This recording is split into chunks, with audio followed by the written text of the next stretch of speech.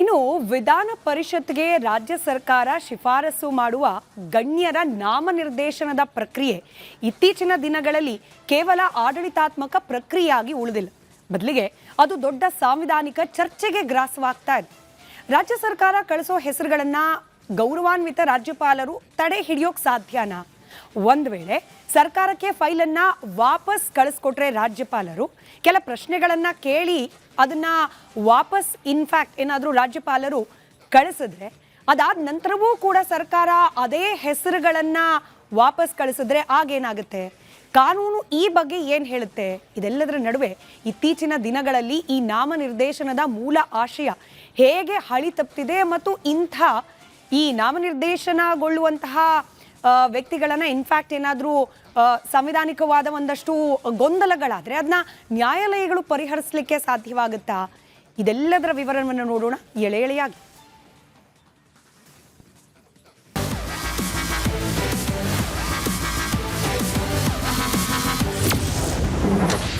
ಸಾಂವಿಧಾನಿಕ ನಿಯಮ ಮತ್ತು ರಾಜ್ಯಪಾಲರ ಅಧಿಕಾರ, ಅರ್ಹತೆಯ ಮಾನದಂಡಗಳ ಕಟ್ಟುನಿಟ್ಟಿನ ಪರಿಶೀಲನೆ. ವಿಧಾನ ಪರಿಷತ್ಗೆ ನಾನಾ ಕ್ಷೇತ್ರಗಳ ತಜ್ಞರನ್ನ ನಾಮನಿರ್ದೇಶನ ಮಾಡುವ ಪ್ರಕ್ರಿಯೆ ಕೇವಲ ಒಂದು ಔಪಚಾರಿಕ ನಿಯಮವಲ್ಲ, ಇದು ಸಂವಿಧಾನದ ಆಶಯ.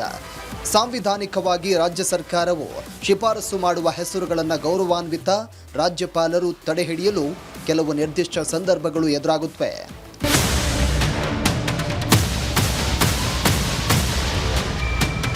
ಸಂವಿಧಾನದ 171ನೇ ವಿಧಿಯ 5ನೇ ಉಪವಿಧಿಯಲ್ಲಿ ಸ್ಪಷ್ಟಪಡಿಸಿರುವಂಥ ಕಲೆ, ಸಾಹಿತ್ಯ, ವಿಜ್ಞಾನ, ಸಮಾಜ ಸೇವೆ ಮತ್ತು ಸಹಕಾರ ಚಳುವಳಿ ಎಂಬ 5 ಕ್ಷೇತ್ರಗಳಿಗೆ ಶಿಫಾರಸುಗೊಂಡ ವ್ಯಕ್ತಿಗಳು ಸೂಕ್ತ ಕೊಡುಗೆ ನೀಡಿಲ್ಲ ಅಂತ ಮೇಲ್ನೋಟಕ್ಕೆ ಕಂಡುಬಂದಾಗ ರಾಜ್ಯಪಾಲರು ಆ ಫೈಲನ್ನು ತಡೆಹಿಡಿಯಬಹುದು.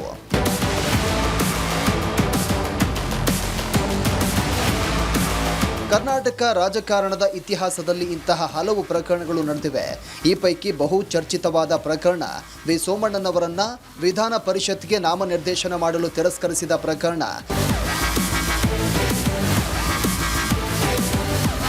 ಪ್ರಾಯೋಗಿಕವಾಗಿ ಈ ಸಂವಿಧಾನಾತ್ಮಕ ಅವಕಾಶವನ್ನು ಚುನಾವಣೆಯಲ್ಲಿ ಸೋತ ರಾಜಕಾರಣಿಗಳಿಗೆ ಮತ್ತೊಂದು ರಾಜಕೀಯ ಪ್ರವೇಶ ದ್ವಾರವಾಗಿ ಬಳಸಲಾಗುತ್ತದೆಯೇ ಎಂಬ ಪ್ರಶ್ನೆ ಕಾಲಕಾಲಕ್ಕೆ ಎದ್ದಿದೆ. ಕರ್ನಾಟಕ ರಾಜಕೀಯದಲ್ಲಿ 2009ರ ವಿ ಸೋಮಣ್ಣ ಪ್ರಕರಣ ಈ ಚರ್ಚೆಯ ಪ್ರಮುಖ ಉದಾಹರಣೆಯಾಗಿ ಉಲ್ಲೇಖವಾಗುತ್ತದೆ. 2009ರಲ್ಲಿ ಗೋವಿಂದರಾಜನಗರ ಉಪಚುನಾವಣೆಯಲ್ಲಿ ಸೋತಿದ್ದ ವಿ ಸೋಮಣ್ಣ ಅವರನ್ನ ಅಂದಿನ ಬಿಜೆಪಿ ಸರ್ಕಾರ ರಾಜ್ಯಪಾಲರ ನಾಮನಿರ್ದೇಶಿತ ಸದಸ್ಯರಾಗಿ ವಿಧಾನ ಪರಿಷತ್ಗೆ ಕಳಿಸಲು ಶಿಫಾರಸು ಮಾಡಿತು. ಆದರೆ ಅಂದಿನ ರಾಜ್ಯಪಾಲ ಹಂಸರಾಜ್ ಭಾರದ್ವಾಜ್ ಆ ಶಿಫಾರಸನ್ನು ಒಪ್ಪಲಿಲ್ಲ. ಸಂವಿಧಾನದ ವಿಧಿ 171ರ ಪ್ರಕಾರ ನಾಮನಿರ್ದೇಶಿತ ಸದಸ್ಯರು ಸಾಹಿತ್ಯ, ವಿಜ್ಞಾನ, ಕಲೆ, ಸಹಕಾರ ಚಳುವಳಿ ಅಥವಾ ಸಮಾಜ ಸೇವೆ ಕ್ಷೇತ್ರಗಳಲ್ಲಿ ವಿಶೇಷ ಜ್ಞಾನ ಅಥವಾ ಅನುಭವ ಹೊಂದಿರಬೇಕು.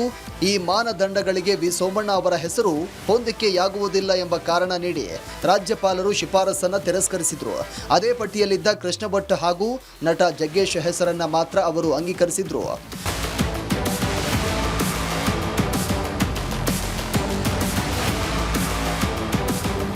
ಈ ನಡುವೆ ಶಾಸಕರಾಗದ ಕಾರಣ ಸಂವಿಧಾನಾತ್ಮಕ ಅವಧಿಯೊಳಗೆ ಸದಸ್ಯತ್ವ ಪಡೆಯಬೇಕಿದ್ದ ವಿ ಸೋಮಣ್ಣ ಅವರು ಉಪ ಚುನಾವಣೆಯಲ್ಲಿ ಸೋತ ಬಳಿಕ ಸಚಿವ ಸ್ಥಾನಕ್ಕೂ ರಾಜೀನಾಮೆ ಕೊಡಬೇಕಾಯಿತು.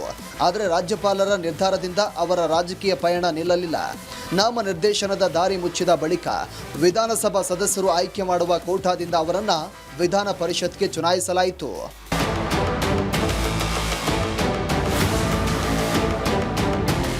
ಇದೇ ಪ್ರಕರಣ ಮತ್ತೊಂದು ಮಹತ್ವದ ಪ್ರಶ್ನೆಯನ್ನು ಮುಂದಿಡುತ್ತದೆ.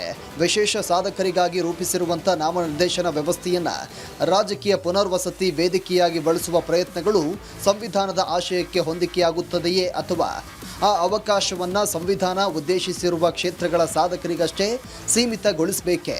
ಈ ಪ್ರಶ್ನೆಗೆ ಅಂತಿಮ ಉತ್ತರವನ್ನು ನ್ಯಾಯಾಲಯಗಳು ಅಥವಾ ಸಂವಿಧಾನಾತ್ಮಕ ಸಂಸ್ಥೆಗಳು ನೀಡಬೇಕಾದರೂ ವಿ ಸೋಮಣ್ಣ ಪ್ರಕರಣವು ಕರ್ನಾಟಕದ ರಾಜಕೀಯ ಇತಿಹಾಸದಲ್ಲಿ ರಾಜ್ಯಪಾಲರ ವಿವೇಚನಾ ಅಧಿಕಾರ ಮತ್ತು ಸಚಿವ ಸಂಪುಟದ ಶಿಫಾರಸಿನ ಮಿತಿಗಳ ಬಗ್ಗೆ ನಡೆದಂಥ ಅತ್ಯಂತ ಮಹತ್ವದ ಪ್ರಕರಣಗಳಲ್ಲಿ ಒಂದಾಗಿ ದಾಖಲಾಗಿದೆ.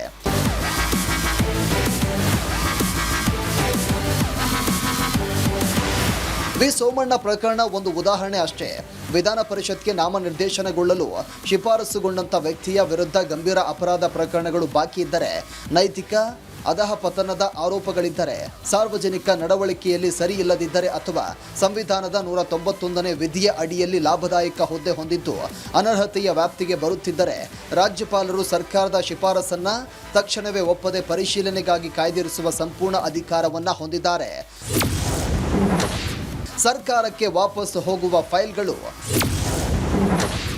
ರಾಜ್ಯಪಾಲರು ಕೇಳಬಹುದಾದ ಪ್ರಶ್ನೆಗಳು, ಯಾವಾಗ ರಾಜ್ಯ ಸರ್ಕಾರ ಕಳಿಸಿದಂಥ ಹೆಸರುಗಳು ಸಾಂವಿಧಾನಿಕ ಮಾನದಂಡಗಳಿಗೆ ಒಳಪಟ್ಟಿರುವುದಿಲ್ಲವೋ ಆಗ ರಾಜ್ಯಪಾಲರು ಆ ಹೆಸರನ್ನು ಮರುಪರಿಶೀಲಿಸುವಂತೆ ಕೋರಿ ಸರ್ಕಾರಕ್ಕೆ ವಾಪಸ್ ಕಳಿಸಬಹುದು. ಹಾಗೆ ಕಳಿಸುವಾಗ ರಾಜ್ಯಪಾಲರು ಪ್ರಮುಖವಾಗಿ 3 ಪ್ರಶ್ನೆಗಳನ್ನು ಕೇಳಬಹುದು. ಆಯ್ಕೆಯ ಮಾನದಂಡ ಏನು?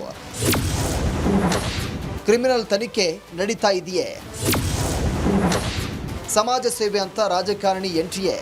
ಮೊದಲನೆಯದಾಗಿ ಈ ವ್ಯಕ್ತಿಯನ್ನ ಯಾವ ನಿರ್ದಿಷ್ಟ ಕ್ಷೇತ್ರದ ಸಾಧನೆಯ ಆಧಾರದ ಮೇಲೆ ಆಯ್ಕೆ ಮಾಡಲಾಗಿದೆ ಮತ್ತು ಆ ಕ್ಷೇತ್ರದಲ್ಲಿ ಇವರ ಅಪ್ರತಿಮ ಕೊಡುಗೆ ಏನು ಅನ್ನೋದಕ್ಕೆ ಸೂಕ್ತ ದಾಖಲೆಗಳನ್ನು ಒದಗಿಸಿ ಅಂತ ಕೇಳಬಹುದು. ಇನ್ನು ರಾಜ್ಯಪಾಲರು ನಾಮನಿರ್ದೇಶನ ಮಾಡಲು ಶಿಫಾರಸುಗೊಂಡಿರುವಂಥ ವ್ಯಕ್ತಿಯ ವಿರುದ್ಧ ಯಾವುದೇ ಕ್ರಿಮಿನಲ್ ಹಿನ್ನೆಲೆ ಅಥವಾ ಆರ್ಥಿಕ ಹಗರಣಗಳ ತನಿಖೆ ನಡೀತಾ ಇದೆಯೇ ಎಂಬ ಬಗ್ಗೆ ಸ್ಪಷ್ಟೀಕರಣ ಕೋರಬಹುದು. ಮೂರನೇದಾಗಿ ರಾಜಕೀಯ ಸಕ್ರಿಯರಾಗಿರುವಂಥ ವ್ಯಕ್ತಿಗಳನ್ನು ನಾಮನಿರ್ದೇಶನ ಮಾಡಿದಾಗ ಇದು ಸಂವಿಧಾನದ ಮೂಲ ಆಶಯವಾದ ವಿಷಯ ತಜ್ಞರ ಆಯ್ಕೆಗೆ ಹೇಗೆ ಪೂರಕವಾಗಿದೆ ಎಂಬ ಸಾಂವಿಧಾನಿಕ ಪ್ರಶ್ನೆಯನ್ನು ರಾಜ್ಯಪಾಲರು ಸರ್ಕಾರದ ಮುಂದಿಡಬಹುದು. ಮರು ಶಿಫಾರಸು ಮತ್ತು ಕಾನೂನಾತ್ಮಕ ಬಿಕ್ಕಟ್ಟು. ಕಾಲಮಿತಿಯಲ್ಲಿ ರಾಜ್ಯಪಾಲರಿಗಿಲ್ಲ ಇಕ್ಕಟ್ಟು. ರಾಜ್ಯಪಾಲರು ಕೇಳಿದ ಪ್ರಶ್ನೆಗಳಿಗೆ ರಾಜ್ಯ ಸರ್ಕಾರವು ಉತ್ತರಗಳನ್ನು ಸಿದ್ಧಪಡಿಸಿ ಮತ್ತೆ ಅದೇ ಹೆಸರನ್ನು 2ನೇ ಬಾರಿಗೆ ಮರು ಶಿಫಾರಸು ಮಾಡಿದರೆ ಆಗ ರಾಜ್ಯಪಾಲರು ಕಡ್ಡಾಯವಾಗಿ ಒಪ್ಪಿಗೆ ನೀಡಲೇಬೇಕು ಎಂಬ ಗೊಂದಲ ಹಲವರಲ್ಲಿದೆ. ಸಂವಿಧಾನದ 163ನೇ ವಿಧಿಯ ಪ್ರಕಾರ ರಾಜ್ಯಪಾಲರು ಸಚಿವ ಸಂಪುಟದ ಸಲಹೆಯ ಮೇರೆಗೆ ಕಾರ್ಯನಿರ್ವಹಿಸಬೇಕು. ಆದರೆ 171ನೇ ವಿಧಿಯ ಅಡಿಯಲ್ಲಿ ನಾಮನಿರ್ದೇಶನ ಮಾಡುವಾಗ 2ನೇ ಬಾರಿ ಕಳಿಸಿದಂಥ ತಕ್ಷಣವೇ ಸಹಿ ಮಾಡಬೇಕು ಅಂತ ಕಡ್ಡಾಯಗೊಳಿಸುವ ಯಾವುದೇ ನಿರ್ದಿಷ್ಟ ನಿಯಮ ಅಥವಾ ಕಾಲಮಿತಿ ಸಂವಿಧಾನದಲ್ಲಿ ಬರೆಯಲಾಗಿಲ್ಲ.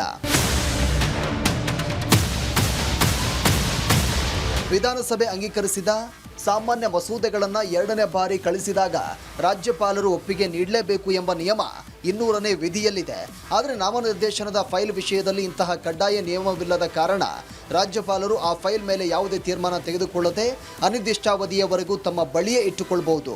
ಇದನ್ನು ಕಾನೂನಿನ ಭಾಷೆಯಲ್ಲಿ ಪಾಕೆಟ್ ವೀಟೋ ಮಾದರಿಯ ನಡೆ ಎನ್ನಲಾಗುತ್ತೆ. ಬದಲಾಗ್ತಾ ಇರುವ ಇಂದಿನ ರಾಜಕೀಯ ಅಂಶಗಳು. ರಾಜಕೀಯ ಪುನರ್ವಸತಿಯ ಕೇಂದ್ರವಾದ ಮೇಲ್ಮನೆಗಳು. ಇನ್ನು ಪ್ರಸ್ತುತ ದಿನಗಳಲ್ಲಿ ಈ ನಾಮನಿರ್ದೇಶನ ಪ್ರಕ್ರಿಯೆಯು ಸಂವಿಧಾನದ ಮೂಲ ಆಶಯಕ್ಕೆ ಹೇಗೆ ವಿರುದ್ಧವಾಗಿ ನಡೀತಾ ಇದೆ ಎಂಬುದನ್ನು ನಾವು ವಿಶ್ಲೇಷಿಸಬೇಕಾಗಿದೆ. ಸಂವಿಧಾನ ಶಿಲ್ಪಿಗಳು ಮೇಲ್ಮನೆಯನ್ನ ಜ್ಞಾನಿಗಳ ಸದನವನ್ನಾಗಿ ಮಾಡಲು ಬಯಸಿದ್ರು. ಆದರೆ ಇತ್ತೀಚಿನ ದಶಕಗಳಲ್ಲಿ ಎಲ್ಲ ರಾಜಕೀಯ ಪಕ್ಷಗಳ ಸರ್ಕಾರಗಳು ಇದನ್ನು ಚುನಾವಣೆಯಲ್ಲಿ ಸೋತ ನಾಯಕರಿಗೆ, ಪಕ್ಷದ ನಿಷ್ಠಾವಂತ ಕಾರ್ಯಕರ್ತರಿಗೆ ಅಥವಾ ಆಡಳಿತ ಪಕ್ಷದ ಆಪ್ತರಿಗೆ ರಾಜಕೀಯ ಪುನರ್ವಸತಿ ಕಲ್ಪಿಸುವ ಸುಲಭದ ವೇದಿಕೆಯನ್ನಾಗಿ ಮಾಡಿಕೊಳ್ಳುತ್ತಿವೆ. ಇಲ್ಲ, ಅದಾಗ್ತಿಲ್ಲ. ಆ ಹೆಸರಲ್ಲಿ ಬೇರೆ ಬೇರೆಯವ್ರು ಬರ್ತಿದೆ, ಅದು ಪುನರ್ವಸತಿ ಕೇಂದ್ರ ಆಗ್ತಿದೆ. ಪೊಲಿಟಿಕಲ್ ಅಡ್ಜಸ್ಟ್ಮೆಂಟ್ಗಳಿಗೆ ಅಲ್ಲಿ ಕೊಡಲಾಗ್ತಿದೆ. ಮತ್ತು ಅಲ್ಲಿ ಸ್ಥಾನಗಳು ಮಾರಾಟ ಆಗ್ತಿವೆ. ಅಲ್ಲಿ ಎಲ್ರಿಗೂ ಗೊತ್ತಾಗ್ತಿದೆ ಯಾವ ರೀತಿನಲ್ಲಿ ಮಾರಾಟ ಆಗ್ತಿದೆ, ಯಾವ ರೀತಿನಲ್ಲಿ ಲಾಬಿ ನಡೀತಾ ಇದೆ, ಮತ್ತು ಯಾರಿಗೆ ಯಾವ್ಯಾವ ಕಾರಣ ಕೊಡಲಾಗ್ತಿದೆ, ಮತ್ತು ಪ್ರಭಾವಿ ವ್ಯಕ್ತಿಗಳು ಹೇಗೆ ತಮಗೆ ಬೇಕಾದವ್ರನ್ನ ಮೇಲ್ಮನೆಗೆ ತಂದು ಕೂರಿಸೋದ್ರ ಮೂಲಕ ತಮ್ಮ ಬೆಳೆಗಳನ್ನು ಬೇಯಿಸ್ಕೋತಿದ್ದಾರೆ. ಹೀಗಾಗಿ ಮೇಲ್ಮನೆಯ ನಾಮಕರಣಗಳು ಅರ್ಥ ಕಳ್ಕೊಂಡಿವೆ. ಯಾವ ಸಾಹಿತ್ಯ ಅಥವಾ ಕಲೆಯ ಹಿನ್ನೆಲೆಯೂ ಇಲ್ಲದ ಶುದ್ಧ ರಾಜಕಾರಣಿಗಳನ್ನ ಸಮಾಜ ಸೇವೆಯ ಕೋಟಾದ ಅಡಿಯಲ್ಲಿ ತಂದು ನಾಮನಿರ್ದೇಶನ ಮಾಡಲಾಗುತ್ತಿದೆ. ಇದರ ಪರಿಣಾಮವಾಗಿ ನಿಜವಾದ ಜ್ಞಾನಿಗಳು, ವಿಜ್ಞಾನಿಗಳು ಮತ್ತು ಸಮಾಜದ ತಳಮಟ್ಟದಲ್ಲಿ ಕೆಲಸ ಮಾಡಿದ ನಿಸ್ವಾರ್ಥ ಸಾಧಕರು ಶಾಸನ ಸಭೆಯಿಂದ ಹೊರಗುಳಿಯುವಂತಾಗಿದೆ ಮತ್ತು ಮೇಲ್ಮನೆಯ ಘನತೆಯು ರಾಜಕೀಯದ ರಂಗಾಗಿ ಬದಲಾಗ್ತಾ ಇದೆ. ಪ್ರಜಾಪ್ರಭುತ್ವದ ಆಶಯ ಉಳಿಯಬೇಕಾದರೆ ಸಾಂವಿಧಾನಿಕ ನೈತಿಕತೆಯನ್ನ ರಾಜಕೀಯ ಪಕ್ಷಗಳೇ ಸ್ವಯಂ ಪಾಲಿಸಬೇಕಾದದ್ದು ಇಂದಿನ ಅನಿವಾರ್ಯತೆಯಾಗಿದೆ.